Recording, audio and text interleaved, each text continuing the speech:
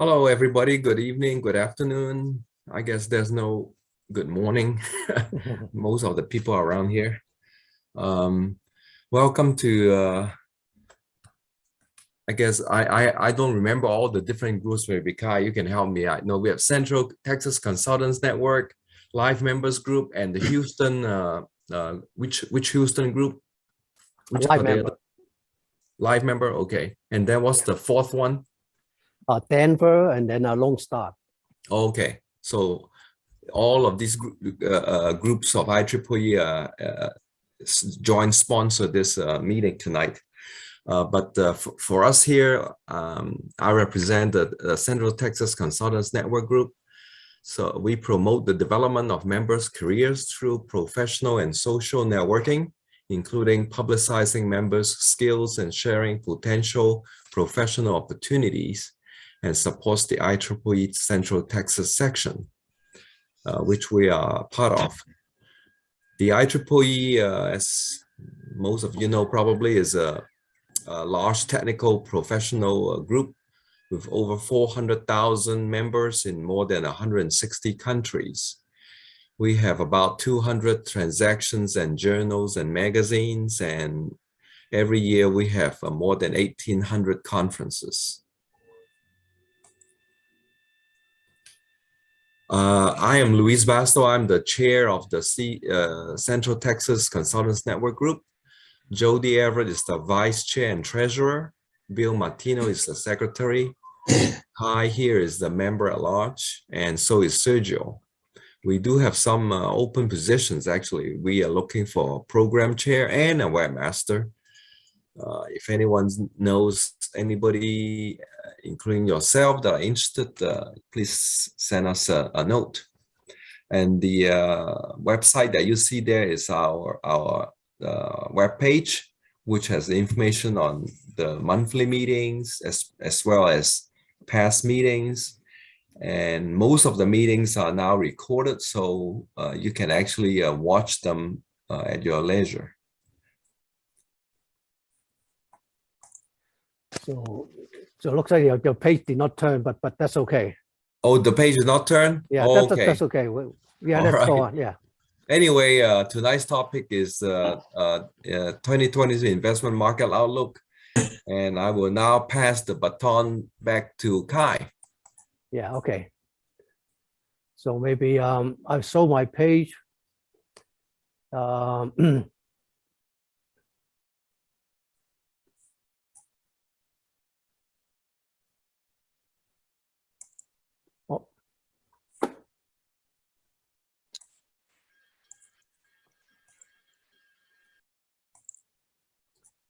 I need to go back to my Zoom.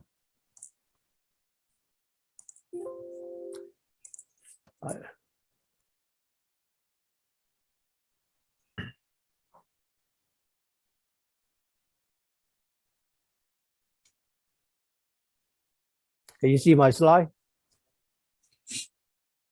Not yet. Okay. Have you unmute? Take off your page? Yeah, I have unshared. Okay. So let me figure that out. But in between, I would like to introduce our other co-hosts.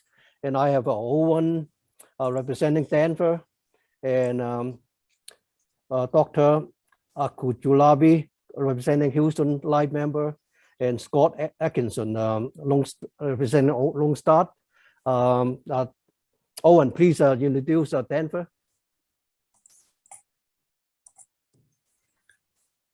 Sure. Good. Hello from Denver. We appreciate you holding this for us and hope to reciprocate in the not too distant future. All right.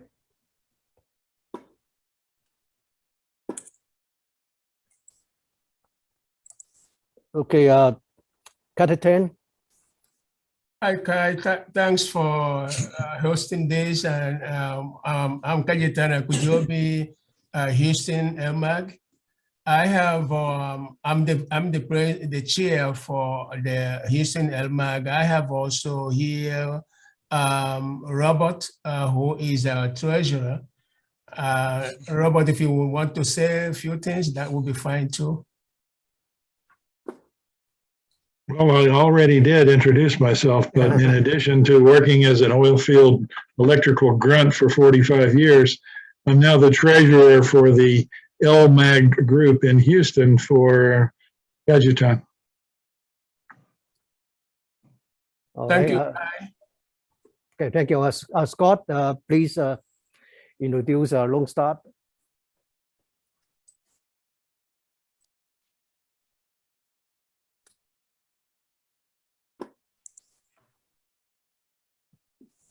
Scott, can you?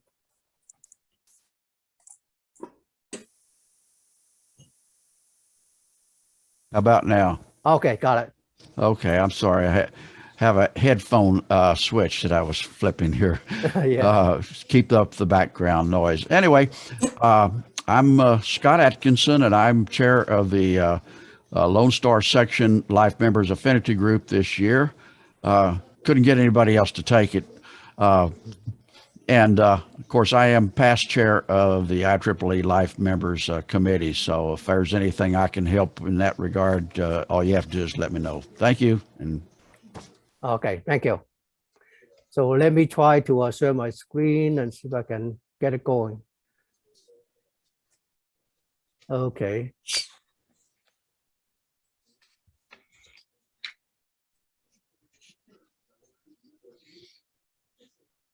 Can you see it? Can you see my screen? Yes. Okay, great. Looks like it didn't work too well. Okay, so this is a meeting with 5 co-hosts. As you can see, Denver, Houston, Lone Star, Central Texas, and Consulting Network. Oh. So this is my group. I'm the chair. Tom Green is the vice chair. Bill Martin, who spoke earlier, is our treasurer, and Clyde Spinch is our secretary. I'm also the program manager, and John's our webmaster. Your slide did not advance. Okay. Yeah. Are you paging, Kai? Yeah. Or look, maybe you have the same problem that I had. Yeah, I do. Well, maybe it's a Zoom problem, not yours. Yeah. Okay. Maybe just kind of do it verbally then. So the next slide is really talk about the 2022 LMAG plan. We like to welcome your input on topics and speaker for future meetings, and you can be our future speaker also. And we are about 459 members in CTS. We'd like to have more membership participations. And the topic we'd like to know to talk about technology, anything technology. But besides that, we also want to get a little bit on professional side and humanity side. We'd like to have finance, hobby, travel, education. I'd like to know about your story and your contribution. And health and aging, that's a good topic for us. Also want to know about history of some key engineering and science developments. And well, the next forecast for the next few months, in March, we'll have a guy talk about Moore's Law, the title of Moore's Law, Banned and Not Broken. Will be presented by Dennis Ferguson. He's in the audience. In April, we'll have a gentleman talk about product safeties. And in May, we have a startup company, Austin, talk about AI, SaaS, SaaS service as a software service for CD conversion product, and enabling those metaverse or omniverse kind of product to reduce the development time. So a little bit housekeeping. Please mute your audio and turn off your video when the speakers start talking. And use the chat box to ask question. We'll collect the question, and it's up to Jeff. He can answer right away, or we can wait till the end of the meeting. As you read the the intro, Jeff is a Krumpelman is CFA, and he's a chief investment strategist of the Marina Wealth Advisors.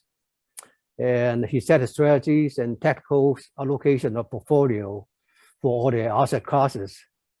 And he also responsible for all the research, portfolio construction, and security selection for large and mid-cap equity strategies, focus on US stock.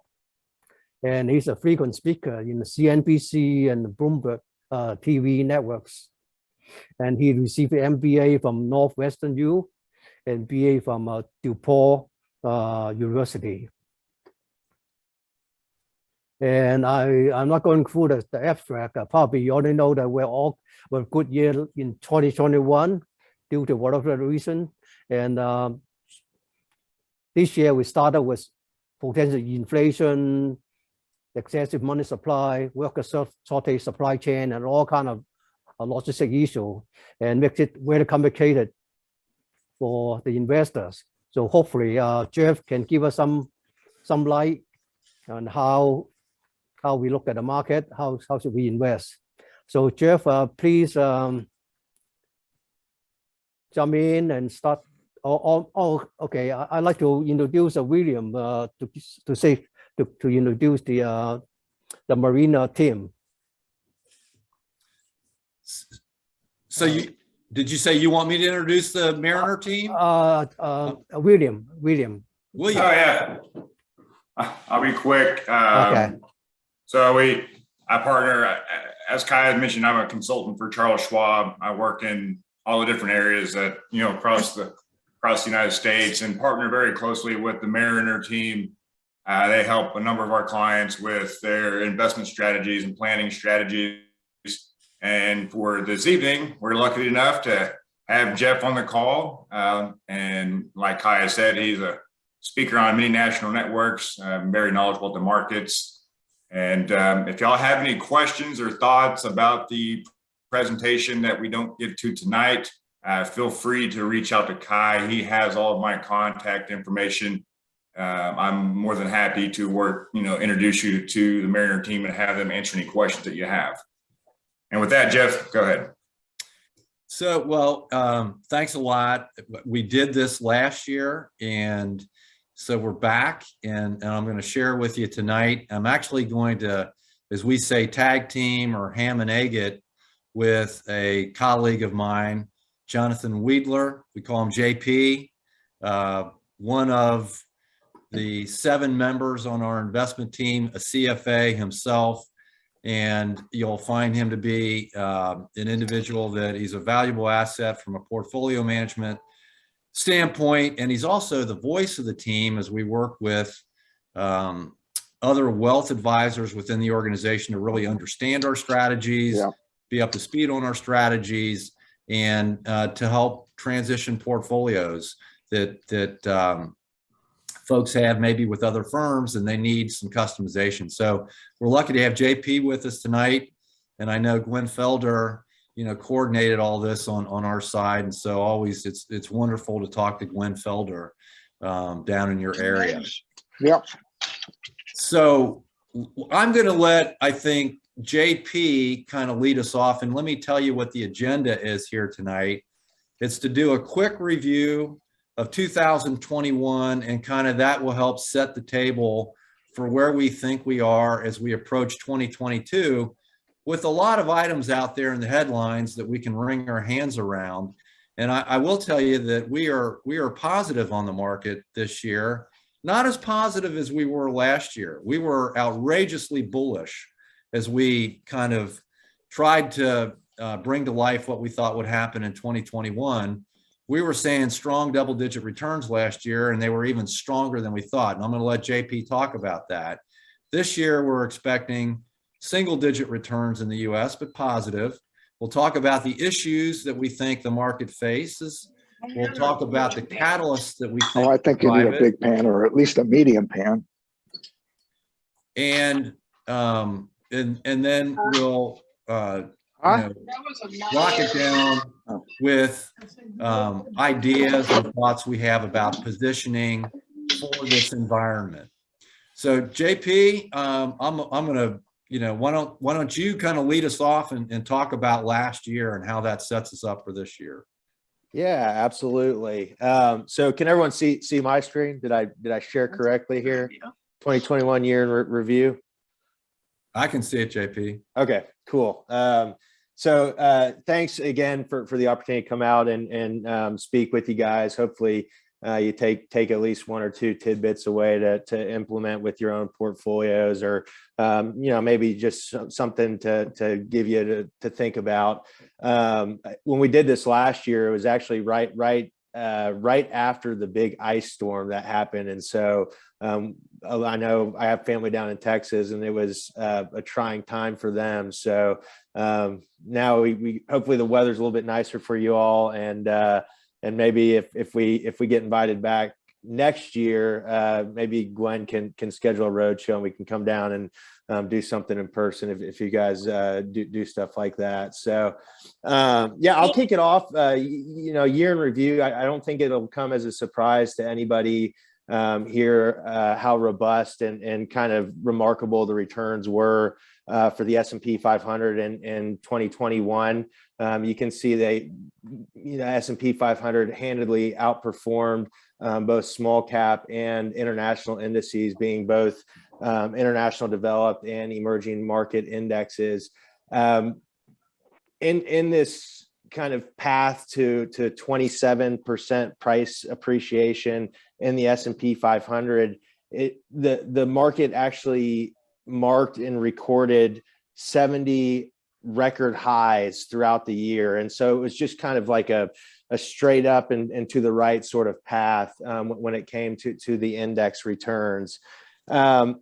I think, looking at this and not just in isolation of 2021, but if you kind of broaden the scope and look at a longer, trailing 3-year period, the return and the robust returns is even more remarkable. So the S&P in 2021, S&P 500, this was a third consecutive year that it experienced double-digit returns. That's a pretty rare feat. It actually about doubled in that time period, and the compounded annualized return was about 26% per year. So just really nice, robust growth. And I think it is important to recognize how rare that is. What's even more rare is if we end up having a fourth consecutive year of double-digit returns. In fact, that's only happened twice in recent history, or relatively recent history. That was back in the 90s during the tech run, the mid to late 90s, and then you'd have to go back to the 1940s for the previous time where we had 4 consecutive years of double-digit returns, and that was coming after coming out of the recovery of the Great Depression and mobilizing for World War II was really the catalyst for that. So just really robust, remarkable returns last year and the 3 years prior to that. So what does that mean for our outlook going into 2022? We still expect, we're still positive on the markets, but we expect more sober returns than the double-digit returns that we did anticipate going into 2020 and 2021. So sorry about that. One more point that I'll make before kind of handing it back over to Jeff here is, we were not surprised by the pullback, the little pullback that we've experienced this year. And we're kind of expecting a little more volatility, and we would not be surprised by an even greater pullback. But we expect it to be kind of a swift and swift pullback and recovery. And the reason for that, there's a number of factors that play into that. The first one being, given the robustness of returns and the fact that the biggest pullback that we had last year was we haven't had a pullback greater than 6% last year in 2021, and usually 10 to 15% pullbacks are kind of par for the course with these with the S&P 500, and then you pair that with rising risks in the market. You know, you have inflation, fears over inflation. You have some angst around shifts in Fed policy. You know, are they too hawkish? Are they going to raise and tighten too quickly? Both of which we think are going to be manageable. You have rising geopolitical tensions, excuse me, you know, with Russia-Ukraine conflict. All of these things we think are going to be manageable, but they do create investor angst, and you do tend to see a little bit more volatility. The last thing, we are also in a midterm election year. And so uncertainty and transitions of leadership also causes some angst. In midterm election years historically, and we'll show you some more data on this here further on in the presentation, but the drawdowns tend to be a little bit more severe in midterm election years, but so do the recovery. So you get a little bit more volatility leading into the midterm election in November. So to summarize, you know, we do expect positive returns, more sober returns, and it would be in investors' best interest to expect some volatility here in the beginning of the year. So, Jeff, how'd I do? Do you have anything to add? No, well, I think you're spot on. I always have something to add, JP. And, you know, I think what I would say is, I mean, the key takeaways from a lot of data that you put out there is that, number one, we wouldn't be surprised to see more sober returns and more volatility because valuation is at 22 times earnings. It's not uber cheap. We think it's reasonable in this low interest rate environment, but it's not uber cheap. We're due for correction because we've had this big run. And that would be another reason, but you highlighted a number of transitional issues. The Fed, shifting policy, inflation, geopolitical, midterm elections, all that kind of stuff. And so we do recognize and respect that they're going to be in the headlines. They're not going to be resolved right away. We think they will be adequately, but that's going to create a lot of chop. And yet, when we look at the fundamentals of the market, that's things like revenue growth, earnings growth, margin trends, credit spreads, low level of rates. All of those things still appear to be solid. Yes, the economy is slowing down from 6% V-shaped recovery in 21, but it's slowing down to 3% expected real GDP growth in 2022. That's solid. That's not recession. If you look at valuation, you can get crabby about trading at 22 times, or you can say that's not all that unusual and rates are still this low. Plus, if you look at the market, the top 8 names, the Amazons, the Facebooks, all those names, they're trading Netflix, you know, NVIDIA. They, as a group, those top 8, largest 8, are trading at over 34 times earnings. The rest of the 492 stocks are trading at 17 times.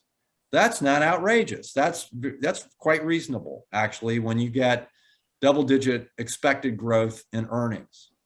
So if you couple favorable fundamentals, still strong consumer, still strong employment trends, along with valuation that's reasonable, and then if you look at the technical price picture, sentiment out there is actually bearish, which is actually a good thing. It's a control thing when you have fewer and fewer bulls and more bears out there in investor land. That means there's a lot of skepticism. There's cash on the sidelines to come in the market, and that can support the market on any kind of pullback. And then in addition to that, if you look at the price trends of these stocks that are out there, they're still in long-term uptrends. Before you get into real trouble and market tops, you tend to see uptrends broken, stocks start moving into downtrends, and that signals, caution. We're not seeing that right now. And that's what we're focused on, because it's the fundamentals, the valuation levels, and then the confirming data in technical land that drives the market longer term. So what is an investor to do, JP? That's kind of the add-on that I want to make is folks out there have to say, oh my God, we've had these 3 years and there's rising risk levels and transition issues. What do I do? And a little tongue in cheek, we say do nothing. Stay invested. And Larry Tisch, billionaire Larry Tisch, once said, when there's nothing to do nothing in the market. And we don't literally mean do nothing. We just mean don't panic. Maintain your equity weighting.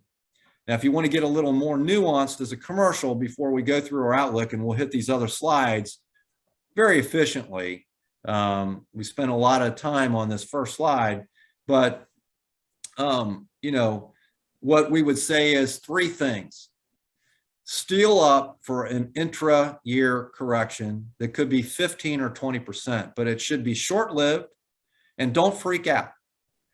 And we kind of had a similar message back in 2020 in March when we saw a 34% swoon in 1 month in March of 2020 because of COVID fears. Boy, if you sold even in advance of that, but you didn't get back in for the 90% run in the balance of the year, you cost yourself a lot of wealth. So when the fundamentals of valuations and the technicals are still positive, but there's fear out there, you kind of stay where you're at. Now, having said that, for folks that have noticed that their equity allocation, maybe you're a 60-40 investor, 60% targeted to stocks, 40% in bonds, you're a balanced investor. If that 60% has become 70% because the market's up 26% annually compounded over the last 3 years, make sure you've cut back to your long-term target of 60%. And that will do 2 things for you. We really counsel our clients to do this because if we do get a pullback that we expect, man, you've already come back to your long-term target. You're not going to have all this regret from, oh, I got greedy and I went to 70, so I can't take this, I'm getting out. And it also gives you the courage because you feel like that you have appropriately rebalanced to your long-term target. Gives you the courage to step in and buy on the weakness when the backdrop is still healthy. So we also suggest staying balanced, and we'll talk more about this as we go through the details. Everyone's talking about growth and value. Oh, we ought to be in old economy value stocks. You need to be in all these reopening stocks. You need to be buying industrials and commodities oriented stocks and energy and financials, and forget those growth guys. That's, whoa, don't do that. We feel very differently. We think that you should have a blend between growth and value stocks. Maybe you soften up a little bit in those largest of the large cap growth stocks that they call the FANG stocks, the Facebooks and Apples and the Microsofts, and you don't just stay there in growth land. We find plenty of nice growth opportunities in less on the radar technology names that do benefit from 5G and electric cars and advanced driving and cloud and all that. And we have decent exposure there. We also find growth in healthcare stocks and in some consumer discretionary stocks that again are levered, you know, auto suppliers that are levered to the transition to electric vehicles, to travel companies like Bookings Limited that owns Priceline.com and you know, other brands that are going to benefit from increased travel. But you want to own those as well as the old economy stocks. We don't have anything against, and in fact, some of our recent transactions have been in the materials area. Some of the precious metals mining companies benefit from rising inflation, and your industrial stocks, you know, rental companies, and the cats and the deers and so on and so forth. It's fine to have exposure there, but don't be heroic and have everything just in value or everything just in gross. You want to balance in this environment of rotation between these styles. Look up here on this chart and you can see that the S&P 500 value index last year, oh, there you go, man. The beginning of the year, January through May of 21, everyone said, you need to be in value. Look at that. We're up 17% and growth is only up 8%. Here goes the value run. Look at what happened in the second half of the year. Value only was up 6%, growth was up 22%. And for the year, growth ended up outperforming value. We don't necessarily expect a repeat of that, but we see more rotation between the two and transitioning leadership from one to the other, back to the other, in this type of more volatile transitioning environment. So those are kind of our nuggets. And that's the executive summary. Let's talk real quick, and we'll go pretty quick now. 2021, what did we get right? We were positive going into the market. We expected double-digit returns. We told your audience, this audience last year, that we expected that. And, you know, we're pleased that that came to be. And we're very humble. You know, we don't always get it right, but we try and get the trend right.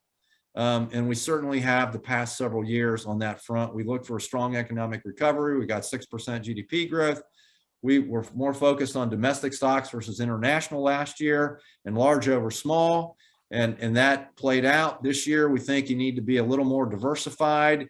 And if you don't have that international exposure that you would have, for us to consider that a targeted long-term position in international and in small, we think you ought to be there.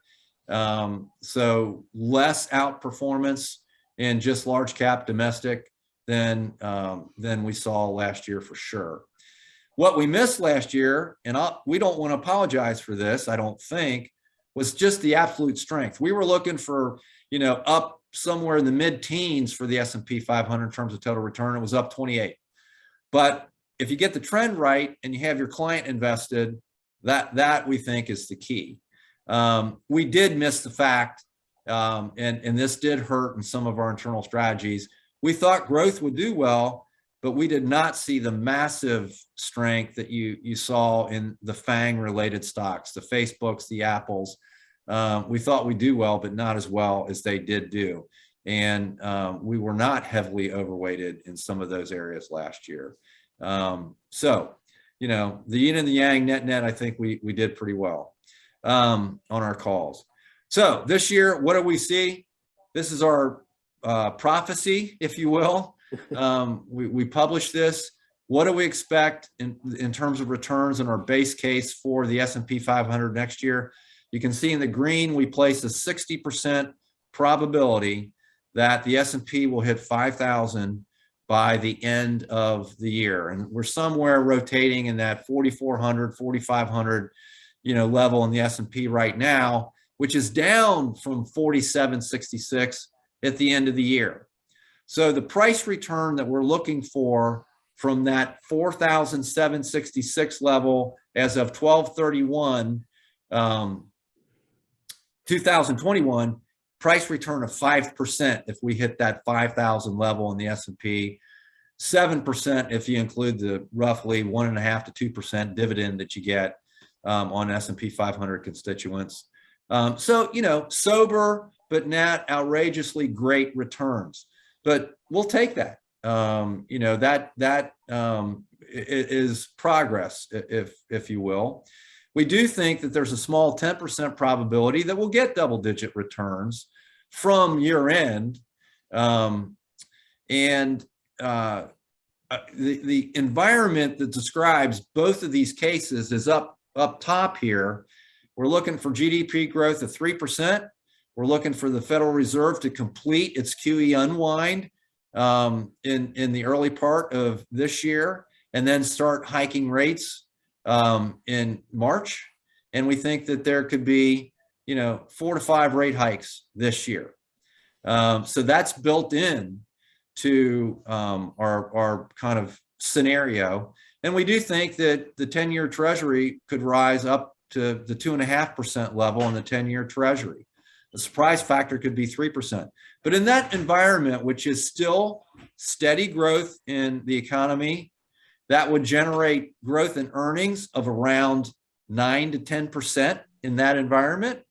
We don't think you'll get multiple contraction, but you can hold the multiple of 22 on the PE with rates still relatively low, earnings growth still decent. Voila, you get your 5 to 7% return in the year. If investors can get comfortable that inflation is going to calm and the Fed isn't going to make some major policy mistake, and all of these other factors play out with earnings growth and economic growth, then we think you could actually get PE lift. You could actually see PEs go up to 23 or so. And in that case, you could see an S&P of 5,300. We don't place a large probability on that, but that's a plausible scenario. And every year we try and paint 4 different scenarios that we think have more than a 5% probability of happening, and the ones that have the highest probability. We could be disappointed this year. And I want to describe the environment. We place a 20% chance that the S&P would trade roughly flat with where it ended in December, up a couple percent from where we are right now. It could end at 47.50, we're at, you know, call it 4,500-ish right now. So it could just trade up just a little bit and be very boring, and everyone's, you know, going to probably lose interest in stocks by the end of the year if that happens. It just won't be fun to talk about. You know, when you're with your family at brunch or at having a beer, but that's okay. You know, that happens. We're due after these compound returns we've had. What would make that happen? It would just be that inflation is a little bit longer and lingering, and earnings still come through, and we're able to hold margins, but inflation calms at a slower rate, and when you get a little multiple contraction as people get bored with stocks. That's not a horrible scenario. The pessimistic scenario, only a 10% probability, that would be stagflation. The economy slows, you get multiple contraction, earnings are lighter, and then you could see double-digit decline in the S&P from where we ended the year. But we place a very slow probability on any kind of recession at this point in time. So that's kind of where we're at with regard to our prophecy. Yeah, that's great. I'll take back over from here from you, Jeff. I'll steal the mic from you. So this is a fun little chart that we like to include every year. You know, I think it helps investors be a little bit more patient and stay invested. So what you're looking at here is all the red dots at the bottom of the chart are intra-year price declines on the S&P 500. And then the bars are where the market ended up, how much it ended up appreciating in price by the end of the year. So, you know, I mentioned earlier that, you know, 10 to 15% intra-year declines are kind of par for the course, and they're certainly not out of the ordinary. And what this chart really tells investors is it really kind of begs them to stay put where they are. Don't try to react to these intra-year pullbacks that we're having, because you can very quickly get yourself experiencing whiplash when it whips back from these swift intra-year declines. And you know, 2018 is a great example of that. You know, we saw a really, you know, there were concerns about the trade rhetoric going on, and that it was going to push us into a recession. And so we saw the market really sell off in kind of the back end of the year. But then it absolutely ripped at the beginning of 2019 going into that. And so if you had sold after the market, you know, if you got spooked and sold after that market experienced a 20% decline, it recovered in less than 30 days. It recovered by the end of January, most of that decline. So, you know, we like to include this to just kind of encourage investors to stay put. Don't react based on the headlines or what we call kind of the wall of worry items that we'll discuss here in a second, but really use the fundamentals, valuation, and technical price trends that Jeff mentioned earlier, and he'll kind of walk you through here in just a second, to drive your investment decisions. Don't panic and don't react to these headline wall of worry items, but instead stay grounded in the fundamentals, valuation, and technical price trends. So. Yeah, and you know, the one thing I'd add to that too, JP, that we talk about a lot, just look at those gray bars going back to 1980. 75% of those gray bars are going up. That means the market made money. There's only a handful of years where you lost money. So I don't want to argue that JP and Gwen and I aren't worth a grain of salt, and that you can just put your money in and go away, because there are moments of angst, but they're rare. And so most of the time it pays to be positive. You can be negative on the market, and you see those down years where it occurs, but even when you get down years, most of the time they're only down, 6 to 13%. A couple outliers where you get strong double-digit declines over the calendar year. But when that happens, the data signals that in advance in a big way. And again, we're not perfect on getting out, but it sends alarm signals, and we're not seeing that out there today. Be negative when the data tells you to be negative is, I think, our point on that. So to bring that to life on this next slide, what is the data? So whenever we look at the market or we look at individual stocks, we look at 3 levels of analysis: fundamentals, then in the center, valuation levels, and then down below, we look at technical price trends to make our judgments. And we call this our yoga chart because, if you take your pulse when you see this chart, it calms the team. If you saw a bunch of red minuses on this page, it would make you worried. But under fundamentals, for example, we look at a number of different metrics. We look at trends in the economy. We look at trends in earnings. We look at Fed policy, interest rate trends, credit spreads, how much bond investors expect on corporate debt versus low risk treasury debt. And we rank each of these as positive, plus, neutral, 0, yellow, or minus, red, negative. You don't see any minus, red, negatives here. So we could pick on each one of these, and I think JP is going to pick on a couple of them in just a second, because they do appear in the wall of worry category. I'm going to save that for him, but we rank all these as relatively healthy at this time. Valuation is neutral. It's not uberly expensive. I already mentioned that. And if you look at technical trends, the number of stocks advancing versus declining, that's still in an uptrend. So this is what keeps us sober. JP, I know you're going to cover, I let you cover the tough stuff. So here are the issues that we're reading about. And I think we need to talk about these things because they're real. Yeah, certainly. And so what you're looking at here is, you got two different columns. On the left, you have what we call the wall of worry items here.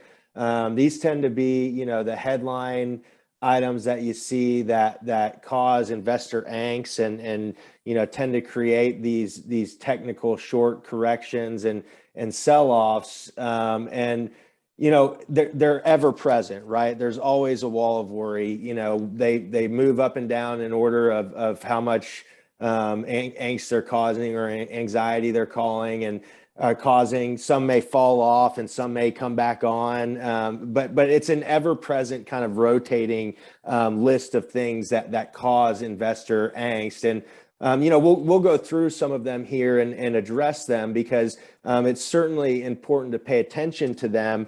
But what we really care about is when they go from being headline kind of what we call wall of worry risk and start bleeding into the column on the right. And these are the fundamental drivers that drive kind of the longer term trend in the market. So this causes the chop and causes you to bounce around on the left-hand side, and the right-hand side is what drives the longer term trend. And so this is what we tend to focus on. And right now, the wall of worry, we mentioned it earlier, it does seem to be growing and becoming a higher and higher wall of worry that we need to jump over. You're seeing a lot about inflation in the news. You're seeing a lot about Russia and invading Ukraine. The geopolitical tensions seem to be elevated here. A lot of headlines you've seen about Fed policy and shifts in Fed policy, maybe about them being too aggressive. So, we'll talk about some of these, but when we're making decisions in our portfolios and in clients' portfolios, this isn't what drives those decisions. It's the fundamental data that Jeff just kind of went through and highlighted, that we base our decisions off of. So let me make, JP, sometimes when we get into charts, it's easy for people just to say, God, another chart, I can't take it. So let me give you a real quick commercial on these headline things and our take on them after really researching these significantly. And the conclusions that we come to on inflation are, which by the way, can drive interest rates up and choke an economy. So it matters. Our conclusions are inflation should calm to the 3% level or so from the current 7% level, and it will be managed. And we say that for a couple of reasons. We do see peaking inflationary pressures that we'll talk about in just a second.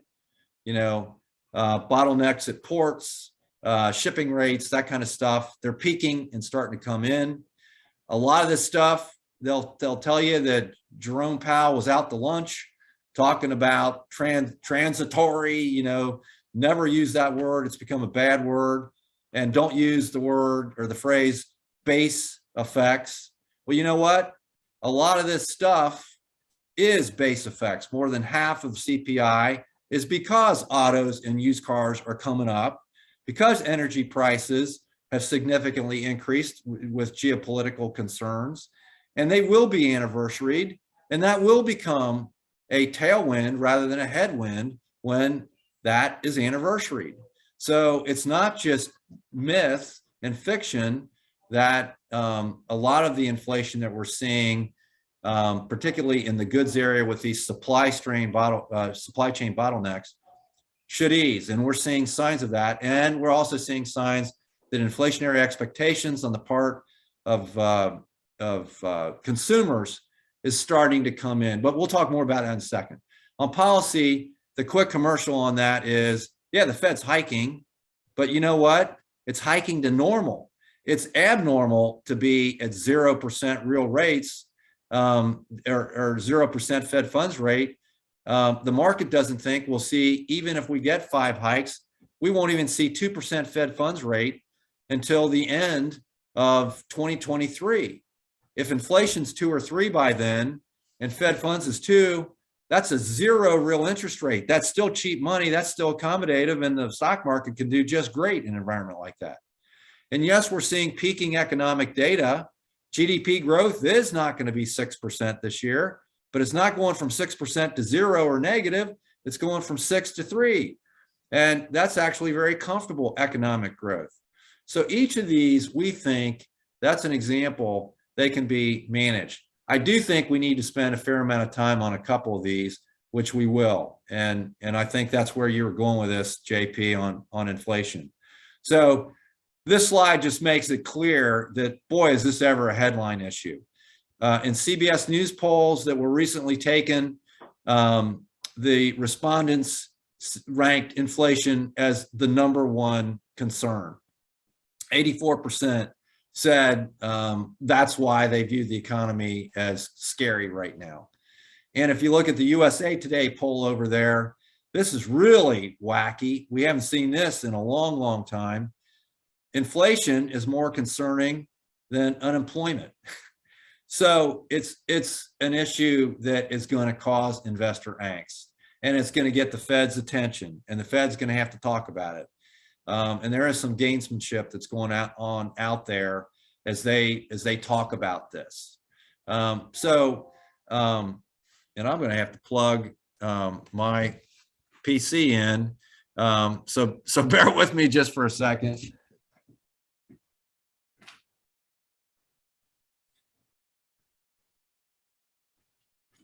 My battery's running low, and I want to make sure that I don't leave JP high and dry, because I do that all the time anyway. Okay, so there we go. Let's talk about, there are 3 types of inflationary pressures that we're going to get into: product, transportation, and labor. We're not fools. We don't think inflation is going to go from the former 1.8% that we saw for a couple decades up to the 7% we're seeing now, back to 1.8%. It's probably going to be over decades, it's averaged about 3.5%. And that's probably where we're going to settle in, 3 to 3.5%. But through those decades, the equity markets have done just fine. So there's no reason to think that you can't have healthy equity markets and a 3% inflation rate. The reason it's not going back to 1.8% probably, in our view, are structural changes that's going on. If we onshore some of the supply chain stuff rather than outsource to China, labor costs are higher over here. It's just more expensive. So that means there's going to be higher pricing and higher inflation just from doing that, even though it makes sense to do some of that, as we've learned during the pandemic. You're going to see the focus on green and environment as we move towards electric vehicles. Those components that go in are more expensive. They're higher value added stuff that's going into those cars. It's more expensive. So that is going to drive commodity prices a little bit higher than we've seen in the past for lithium and so on and so forth. We're not going back to where we were, but neither should we think that these supply chain bottlenecks are infinite and that used cars are going to the moon. That's not realistic either. So that's where we're kind of settling, in I think a very common sense expectation that inflation gets under control and is contained and doesn't find the Fed just totally flat-footed here. On the next slide, let's talk about some of those pressures that I mentioned, the sources of inflation bottlenecks: product, transportation, and labor. We see peaking pressures in each of these areas. In the product area, we see China exports that continue to rise year over year. So it's not like goods can't get over here and therefore, prices are going to go to the moon because China can't get the stuff out and over here. And we're even seeing at the ports, we're seeing less traffic tie up and that kind of stuff. And when we look at the only other thing I was going to say before you shift there is, when we listen to chip companies like the Micron Technologies, the Qualcomms of the world, they're saying that deliveries and supply is easing and should continue through the year. So there's some good rhetoric from management there. And we think that that's very important. We're hearing the same thing from logistics companies as well. On the next slide, the other transportation bottlenecks. So here's where you see, I mentioned that, the ports are freeing up just a little bit. It's not nirvana by any sense. I'm not suggesting everything's solved, but it's getting less worse, as we say. And I think very importantly, you can see the Baltic Dry Index shipping rates. They just zoomed up. Now they're coming in. So those shipping costs are beginning to calm. And the market doesn't care about, and the Fed doesn't care about absolutes. It cares about trend. And we think that's important. And the trend's getting less worse. And on the labor front, in the most recent labor report, what we see is more people entering the workforce finally. And, like they say, and I know there's a gentleman on here from Energy Land, and the saying on that front, the cure for high energy prices is high energy prices. And that's the same thing for wages. The cure for accelerating wage inflation is accelerating wage inflation. So we're starting to see, as people come back into the market to work, that wages are taking us there, and we'll anniversary that. And the other thing that we're seeing is most of that wage pressure is in the goods part of the market, and that's driving, it's in the service area of the market where you're not getting pricing pressure. Wages are pretty contained within the goods area. So that's a positive as far as we see this in terms of ongoing pressure. I think those are the main talking points. The only other thing I would add is if you do look at other signals like inflationary expectations, they're starting to peak. And if you look at the TIPS market and inflation protected bonds, we're not, the market is not implying, significant continued sustained inflation on that front. So I'll shut up there, and that's enough on inflation. Yeah, so here's another fun slide that we put in just as a kind of example of people or investors tending to jump to overreact and jump to worst case outcomes or worst case solutions or thoughts. This was when kind of middle to late last year when the Build Back Better stimulus package was being proposed, and you saw headlines of, oh, this is just going to destroy the market, this is going to tank S&P 500 earnings because they're planning on raising taxes to fund the stimulus package. So at the time, earnings were 2022 earnings, were projected to be about $220 a share, or $220 per unit of S&P 500. And even with all the tax increases built into the plan, you're only looking at 210. So you're looking at a modest reduction in earnings. And 2022 is still expected to grow, way higher than that. So, the stimulus package kind of went away. You stopped hearing things about it. It obviously didn't go through. There were no higher taxes, and now you have earnings expectations around $229 on the S&P 500, and so that just goes to show that if you overreacted and you tried to readjust or reposition your portfolio because of this headline news or headline risk instead of following the data, you would have gotten yourself not into a lot of trouble, but you would have missed out on some of the upside that we experienced in the later part of 2022. And so this is just kind of an example of make sure you stay, and you'll hear this is kind of a recurring theme in this outlook, is just stay grounded in the data, stay grounded in the fundamentals. Don't overreact, and until you actually see the earnings coming down, at that point you adjust your portfolio and you make adjustments. Don't overreact. Another fun slide here. So inevitably, whenever there's an election, we get tons of questions. You saw it back when Trump got elected. Oh, if Trump gets into office, the market's going to tank, 30-40%. And then, when Biden was getting elected, oh, if Biden gets into the office, the market's going to tank, 30-40%, whatever it is. There's always angst around elections. And so, this is just kind of a fun chart to show that it's not really hugely impactful who's in the office, whether it's a Republican or Democrat controlled presidency and Congress. But it's just a fun little historical fact that if the Republicans do take back Congress, that tends to be a little bit more friendly environment for the S&P 500 when you have a Democratic president and a Republican Congress.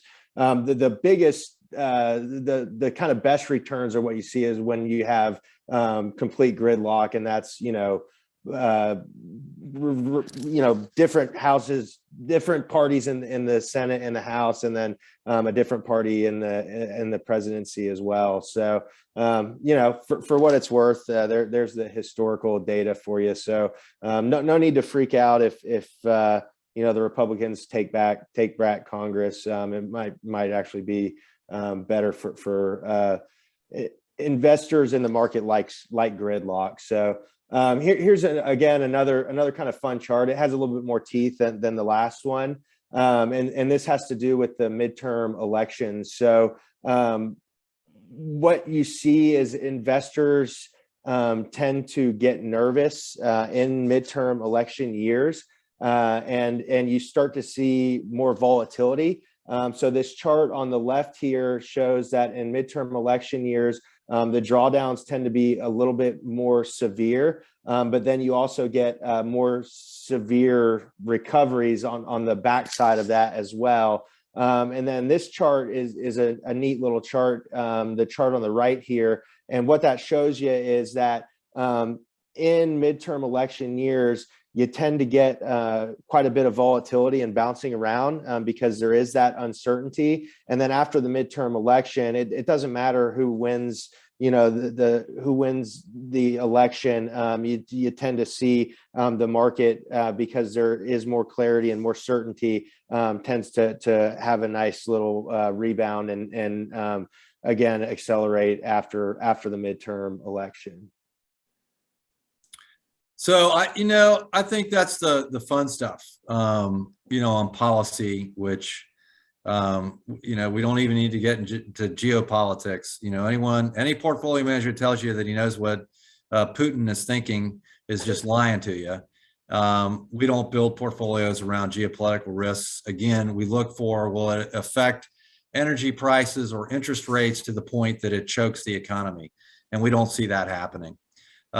So if we go through, we told you on this next slide that the fundamental data of the economy look good. You all may look at this data, but this is the Institute of Supply Management, the manufacturing index, and the non-manufacturing or the services index. And this is derived, these measures, by going out and surveying purchasing managers at manufacturing companies and at service companies and saying, is the employment picture improving at your company? Are delivery times getting longer because activity is so great, demand is so great? And what's going on? If the index level is above that 50 line, those surveys are above the 50 line, that means we're in a strong growth mode. If it's below 50, that's scary, and we move to recession. And as we talk about where are we in this curve, we're at very comfortable levels. These gray bars represent recessions. Both of these measures go negative before we see a recession, and we're not close to that. We'll watch this. If we see this, getting worse, that would get us concerned. This is one of 5 or 6 major things that we look at to determine that. But it looks good now. Next slide. Employment, I don't even need to talk about this. You can see employment continues to improve. I think the data, we had 700,000 revisions.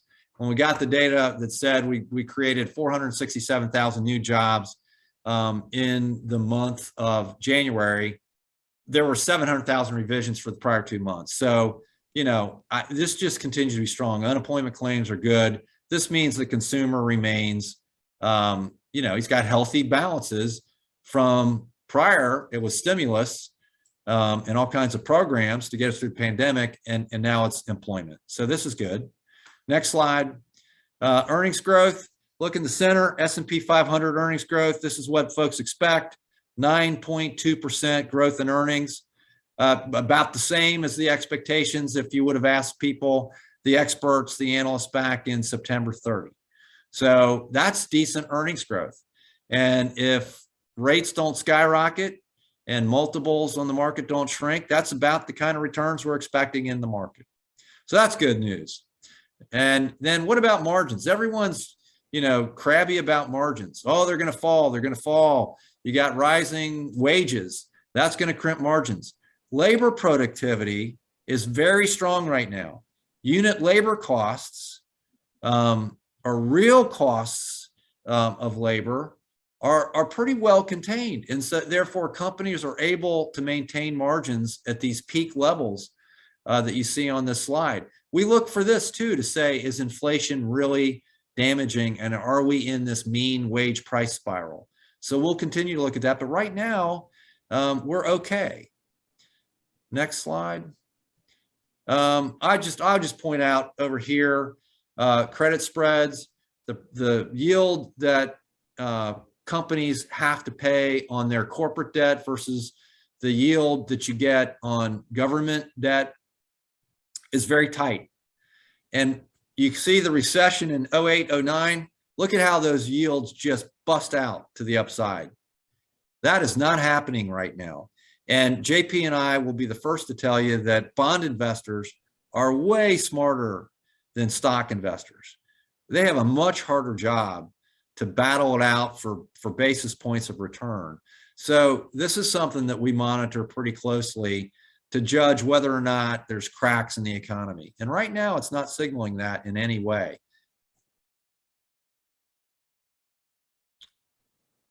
JP, you want to talk about valuation real quick, and then we'll wrap up and open to questions. Yeah, we do have a few questions in the queue, and I just want to make sure to recognize that, and we will answer them at the end here. So valuation, you know, a lot of people with a multiple at the end of the year around 22 times, that's come in a little bit to about 20 times with the recent sell-off here.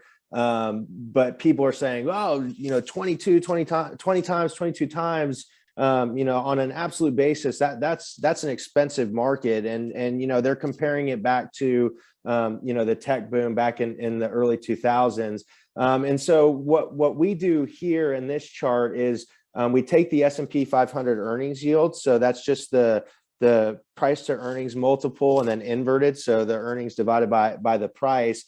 And we just compare it relative to the 10-year treasury, and you can do whatever bond index you want. If you want to do like an investment grade corporate bond index or whatever it is, you just want to compare it over time. And so what this shows you is that even though we're trading at 20 to 22 times forward earnings right now, and that's on an absolute basis, similar to what we were seeing back here in you know, late 90s, early 2000s, relative to the level of interest rates, it's right in line with longer term averages. So you know, we'd argue that given where rates are at, that you know, the market's not expensive. It's not extremely cheap like you saw, you know, back here during the sell-off, you know, in 07, 08. And you know, again here during the pandemic sell-off, it's not extremely cheap, but it's also not extremely expensive either, and it's not alarmingly expensive. We'd argue it's relatively fairly valued given the level of interest rates. And you know, JP, just for common sense, if people go, you know, stop the math and all that kind of stuff, and that sounds like investment mumbo jumbo, the way that we also are able to talk about this, when everyone says, oh, PE is 22 and the average is 15, we're way overvalued. That 15 is an average of all kinds of environments. And when interest rates, the 10-year treasury is trading at 6 or 7% and earnings growth is flat or negative, yeah, your multiple is going to be low, right? Mm-hmm. I'm talking about earnings growth, not absolute earnings, but it's going to be low. If you're in an environment where interest rates are low and bonds look very unattractive versus stocks and earnings growth is solid, yeah, they're going to have a 20 multiple on the, it just makes sense.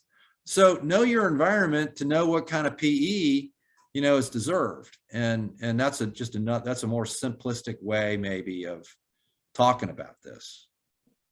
Yeah, I figured since we're talking to a group of engineers, they'd appreciate the No. JP, you did a great job. You're better than me on describing that. So Jeff, you had mentioned this earlier, and so we just put the illustration in front of them here. So you know, even though the market at the end of the year was trading at 22 times, if you look at the top 8 holdings, and we have them listed here with their PEs. The average of the top 8 was 33 times. If you took those out, we also excluded non-earners in there. The rest of the market was trading on average about 17 times. So even though you have that high 22 multiple, there's still a lot of opportunity and a lot of value. And when I say value, I don't mean like value versus growth. There's still value in the rest of the market, even in some of the growth stocks outside of these, you know, super large mega cap kind of growth stocks that you see in the market. So And I just ran this data recently too, and it still looks similar, even though you had a sell-off in Google, Microsoft. You saw a little bit of a sell-off here in some of these names earlier in the year. Meta platforms. You still get about around the same numbers with the recent sell-off here. So.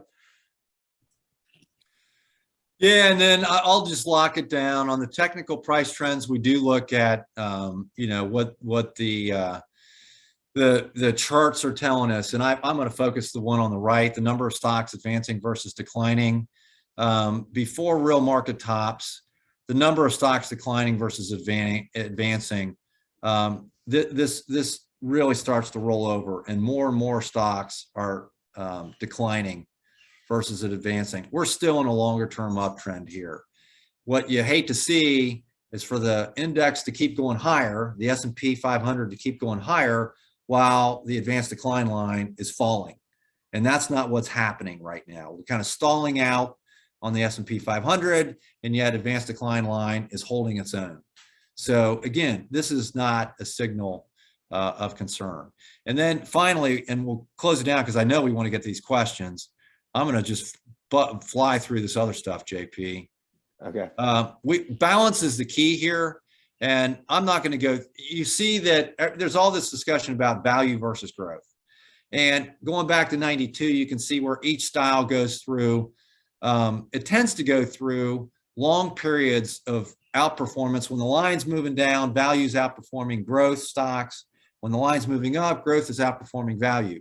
Look at where we are now. We're just in this land of chop.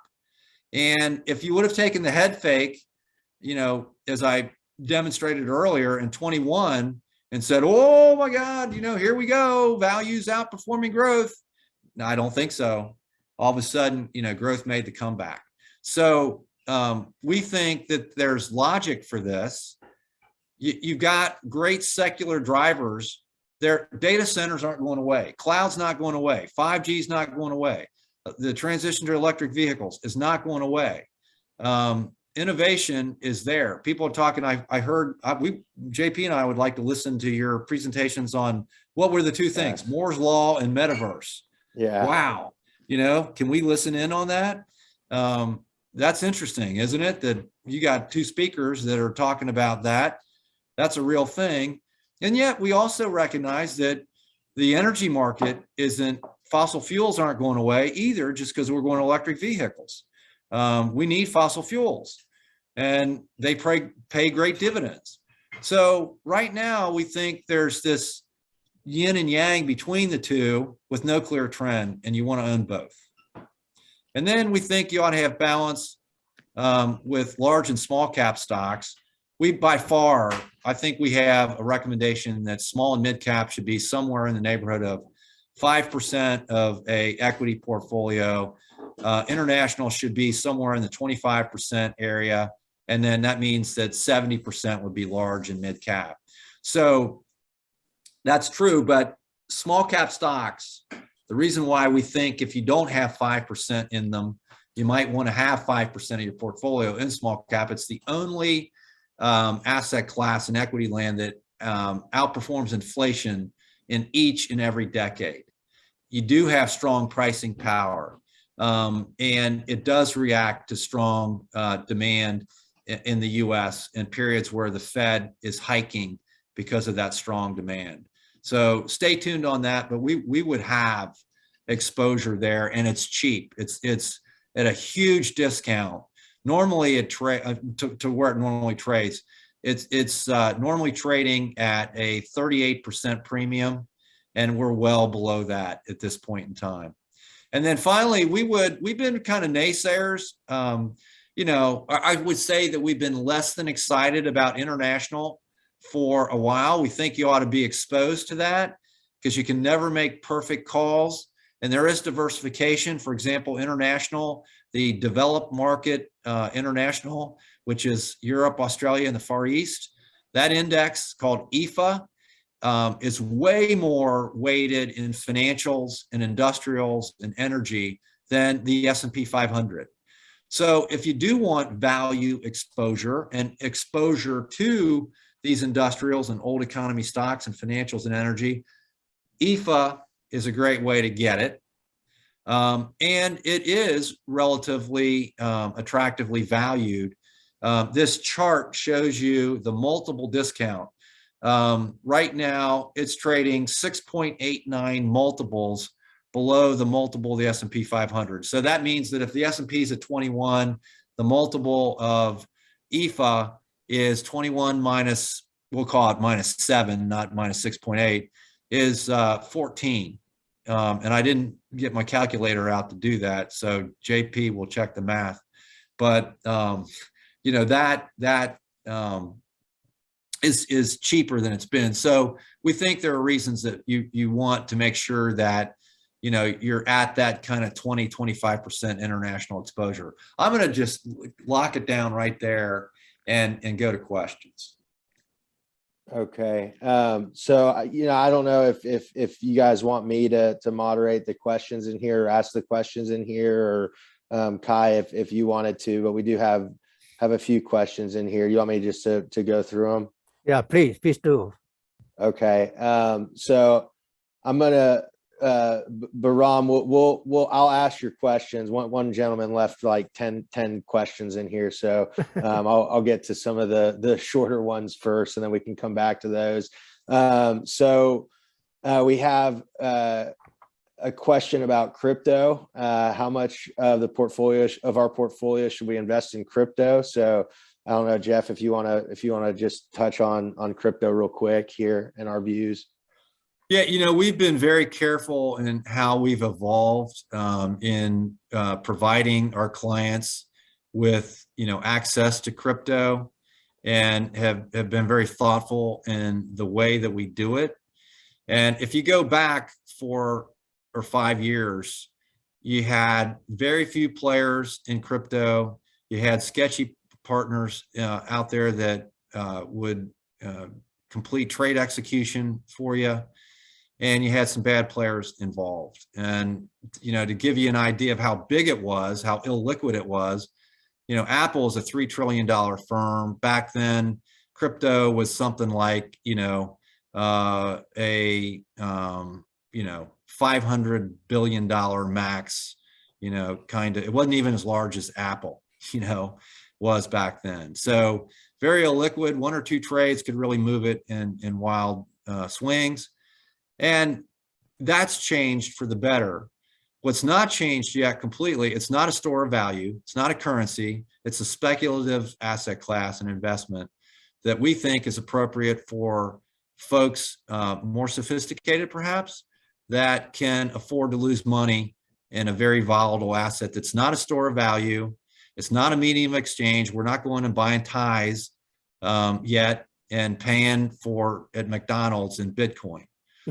So you have extreme volatility in it. This year we've gone from, you know, 30,000 to 65,000 back to 35,000, and I mean those are dramatic swings. But you have big players in it.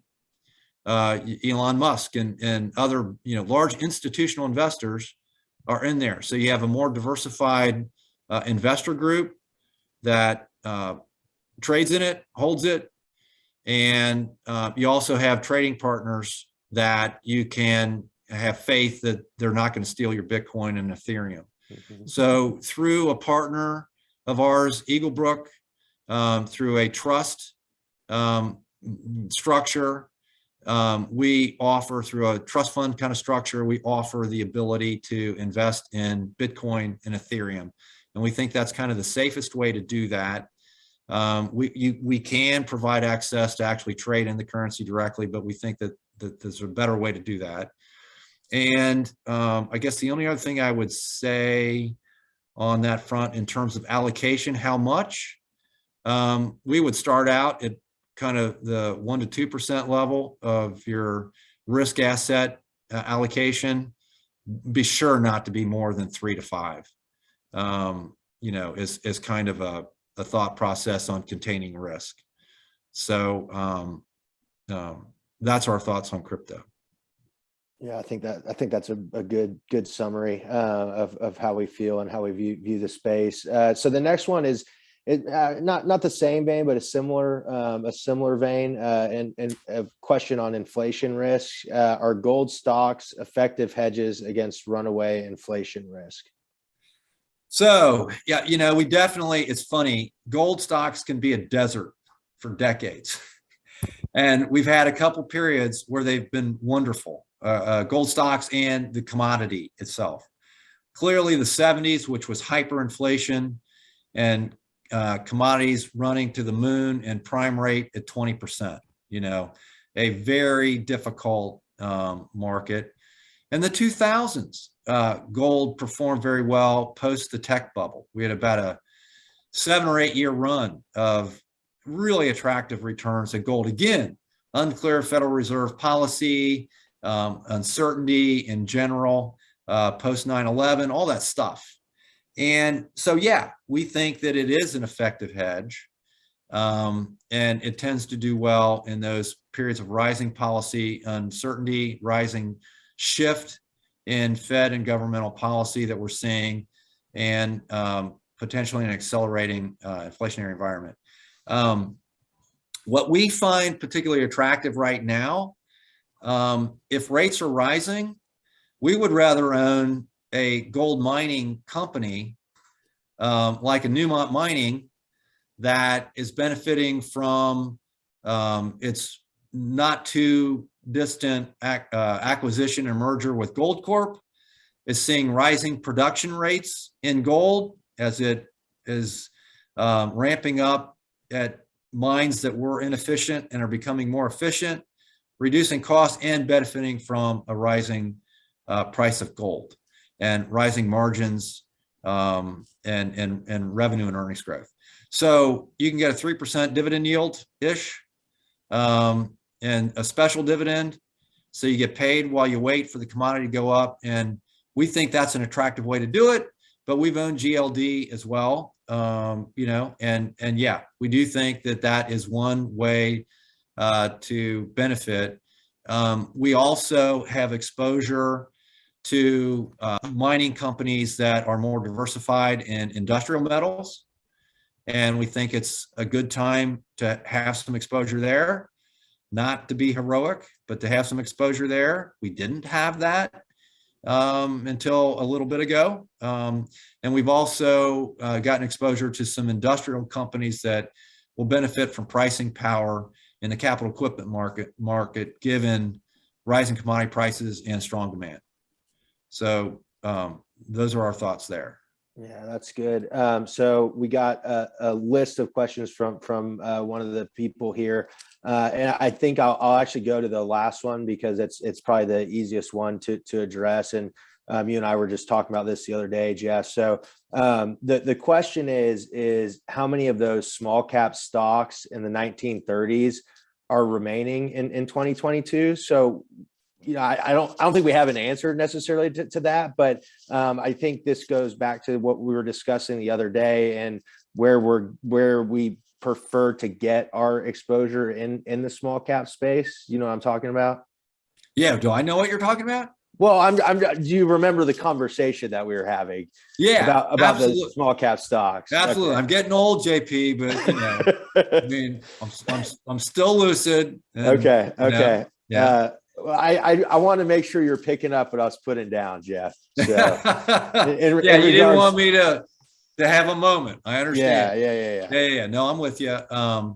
Yes, and so a couple things on that is you do get what they call survivorship bias, where you get bankruptcies and companies that leave the index and so on. But you also get buyouts, and that's part of the beautiful thing about small cap stocks. They benefit from M&A, and you get some excess return that helps the index through mergers and acquisition activity, which is pretty strong right now. The other thing I'd say about it is we want to have a high quality focus in dealing with small caps. And so some indices only invest in profitable companies. And we are focused on those small cap indices as opposed to those that have, I think Russell 2000 has up to a third of its holdings don't make money. And so during a period of rising rates, it's not that we would never buy the Russell 2000. That's not true. But if you've got an option of what ETF you want to own to gain small cap exposure right now, we would focus on those with better balance sheets and positive earnings, and quality we think will matter in a period of shifting Federal Reserve policy. Yeah, no, that's good. So I'm gonna go through these. I'll try to filter some down. I can't tell if we'll actually have an opinion on some of these or not, but I'll throw them out there to you, and you can answer them if you want to, or maybe we just pass. But so the first question is what is your opinion on the U.S. dollar depreciating? So you know, if I make this comment, it sounds either like, you know, we have no knowledge, or I'm being disrespectful, and I'm not at all. It's just a joke that is kind of out there, that if you ever want to confuse people, start talking about the direction of the dollar. Because, you know, sometimes the dollar going up is good, and sometimes it's bad. And if it's going up because the economy in the US is stronger than other countries, that's good. If it's going up because the world's in a flame and everyone's buying treasuries because there's nowhere else to hide, that's not a good thing. So even if I know which direction the dollar is going, unless I'm making a bet on the dollar for some reason, which we don't really do, I'm not sure what it tells us. Yeah. All that said as a preface, what is interesting is the dollar is softening a little bit, even though we're raising rates. And that could be because while our rates have been anchored by low international rates, we've seen something like a 70% decline in the dollar value overseas in debt that is has negative return, has negative real return. So international bonds are becoming more competitive, and you know, perhaps that's a reason. I can't tell you. You know, you'd have to get a bond guy on here, maybe to talk about reasons that are pushing the dollar hither, or you know, they're smarter than us anyway. Yeah. So I don't have a big view on direction of dollar, but I don't see significant hurt or gain from the way it's trading at present. Leave it there. Okay. So the next question is, are we exporting inflation to other economies? Are we exporting inflation to other economies? Well, let me think about, you know, that for a second. I think you're seeing, you know, rising inflation throughout different economies right now, because folks are all impacted by transportation bottlenecks, supply chain bottlenecks, labor shortage, and so on and so forth. I have to be honest with you, I haven't really thought about that in a big way, but I would say that rising inflation is a global issue. And am I concerned that we're going to send it overseas? I think it is overseas. And I think for the same reasons, it would calm overseas as it would calm here in the major economies. And I could be completely wet and just wrong as I kind of think that through, but that is how I would think about it. Yeah, I think I'd agree with you. I think, you know, especially in Europe, when you start to see energy prices calm down a little bit, and you know, they're dealing with the same supply chain issues that we are here. So you'll probably start to see some of that base effect rolling off overseas as well. And if you ask me another hard question like that, JP, I got about 50, I have about 15 of them here. All right, well, if you bring them up, And Kai, how long do we have? I mean, I'm not sure. We Bill end and at 8 p.m. So we have as long as you are interested to Okay. stay. So Okay. I'll ask some of these. I don't know if some of them were meant to be kind of like tongue in cheek or not, but Yeah. I'll ask them either Yeah. way. All right. So here's the first fun one on here, which I think, you know, we kind of already answered, but in the 1970s, after losing in the Vietnam War, we had a recession. After losing the Afghanistan war, why are we not experiencing a recession with our economy right now? Well, the economy is way different than it was in the 1970s. We did have, you know, it was whip inflation now was, you know, the pins that everybody was wearing. Win. So we did have sustained inflation running amok, and we were in the midst of a nasty wage price spiral.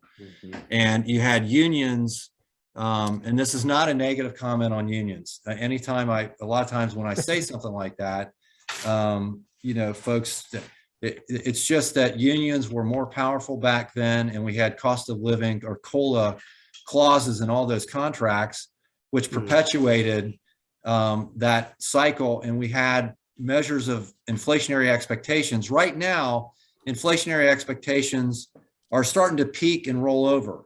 Back then, they continued to go up. And so, you know, I remember I was an econ student at DePaul University in 1979 and getting into the labor market, but I was studying all this stuff, you know, in the late 70s. I didn't start my career until, you know, 1979, 1980. And in that period, you had stagflation and the thought that the Phillips curve was kind of dead. You had rising inflation and rising unemployment because you had oil embargoes and prime at 20%. And it was really ugly. We don't have those conditions today. Banks are in good shape. The housing market's good. Consumer balance sheets, the household debt burden back then was horrible. Today, the household debt burden, we're at some of the highest ratios of income to debt service. So the structure of the economy where we are today is far better. And you can argue about policy, but whereas, you know, the Fed was choking stuff then, a guy named Paul Volcker said, I'm going to break the back of inflation and I'm driving prime to 20. And that's not what we have going on here. We don't even have Fed funds at 2%. We got it at 0%, maybe headed to 2 in 2 years. So that's why. So this actually, you know, we can parlay that into another question on here, and talking about the size of the Fed's balance sheet currently. You know, I don't know if you have any commentary about easing, you know, not lift off taper and anything like that. That's the next question, is the size of the Fed's balance sheet. Yeah, so we all know that we now know that there are different ways to express restrictive monetary policy. One is to raise rates. Another one is to stop buying bonds. Another one is to start selling bonds that is on the Fed's balance sheet. And that is, you know, less accommodative, right? We're still buying, I think it's 20 billion a month. We're still buying 40. We're going to go to 20. We're going to cut that in half, something like that. Just a lot of data floating out there. What I will say about, we don't think, as we're still buying bonds, that we're in a extremely restrictive zone. What we worry about and what we haven't talked about today, and that this gentleman or gal has brought up, the Fed is a little bit in a box.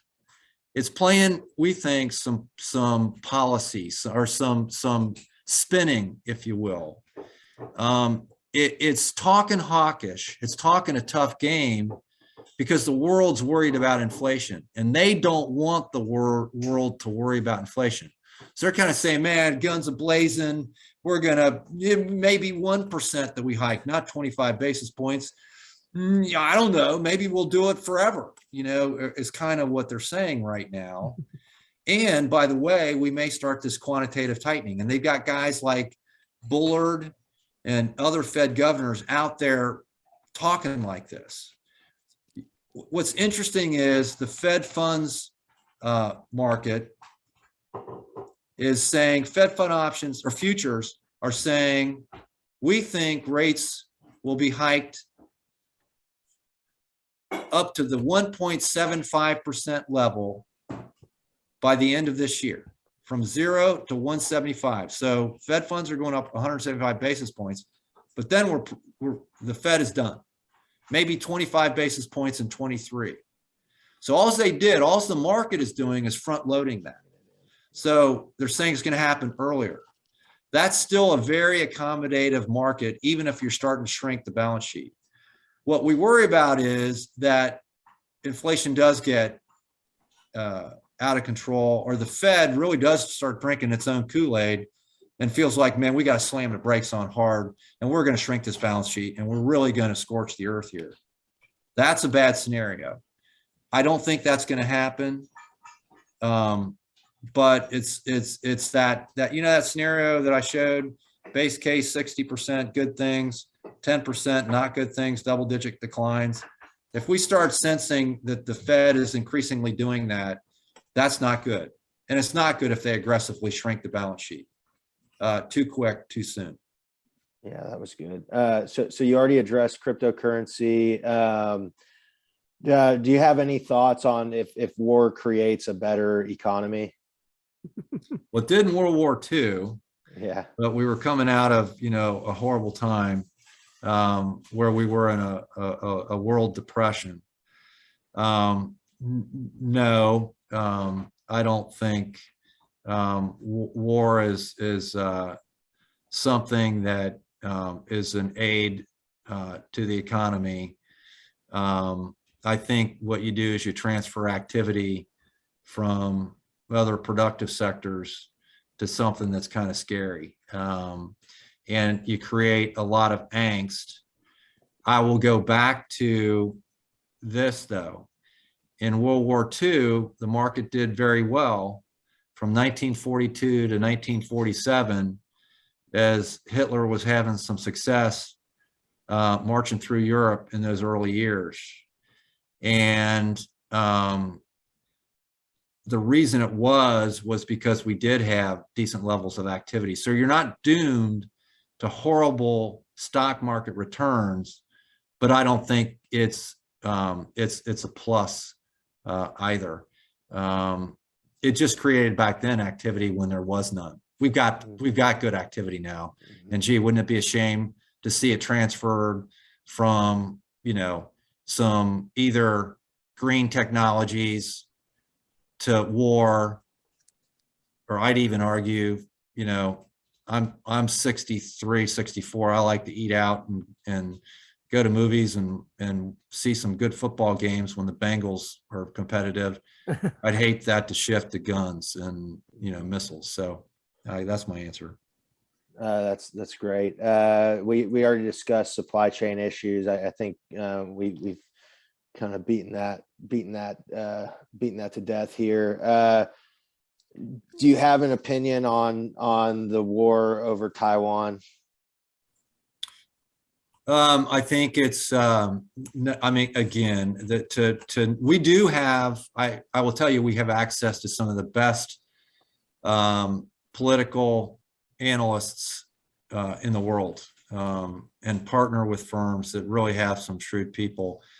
And we rely on them to give us as much information, but these are the same people that, were prognosticating about Build Back Better and a $3.5 trillion plan and thought that we'd get a $2.5 trillion plan by now. So it's a very inexact science. If you think what, I've talked about today is inexact, geopolitical is really inexact.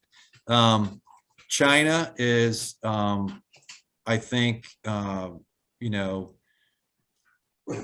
less market friendly, and has expressed itself in that way in various ways, whether it's higher regulation in some of the private educational companies or the social media companies.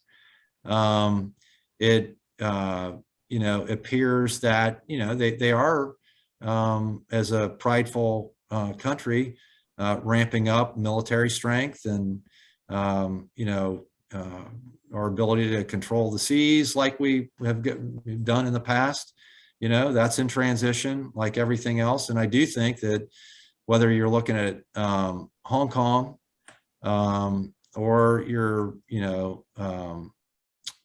even areas in Macau and Taiwan, I think that they have some interest there. But I don't think we're overly concerned about that either. And so we'll let those things play out. We'll look at fundamentals, valuations, and technicals.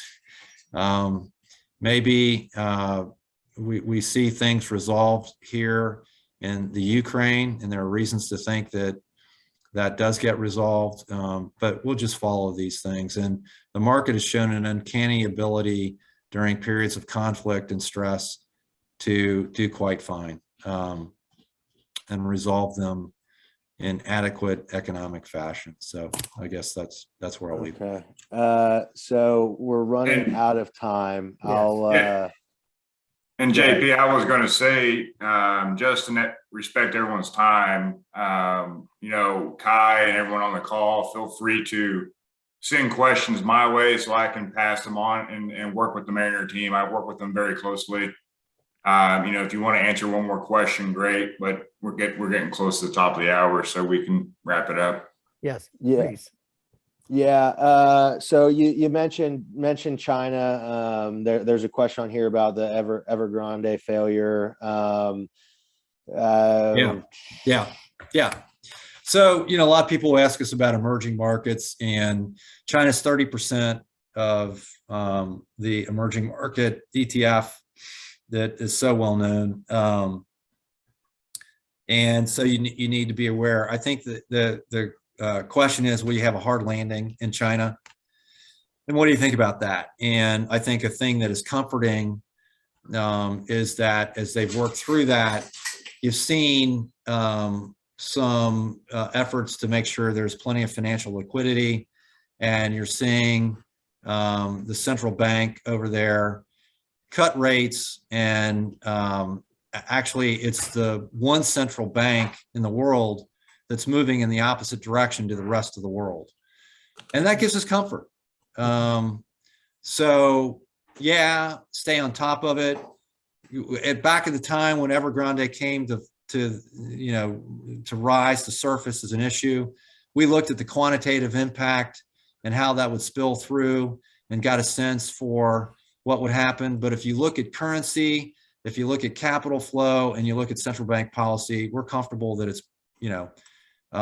not a unsolvable issue that will cause a hard landing, which is what we would worry about in China. Slower, but not hard landing. Good. I'll wrap it up there. Maybe we can address these other questions offline. Bill, maybe we can send something over to you through Gwen or something like that. But yeah, we appreciate the time, and great questions, and provides like a nice constructive conversation rather than just me and Jeff sitting here talking at you all. So we appreciate it. Yeah, way more fun to do that. Yeah, thank you, Jeff and JP and William and Quan for your great presentation, and let us understand better about the this coming the rest of the year. So it looks like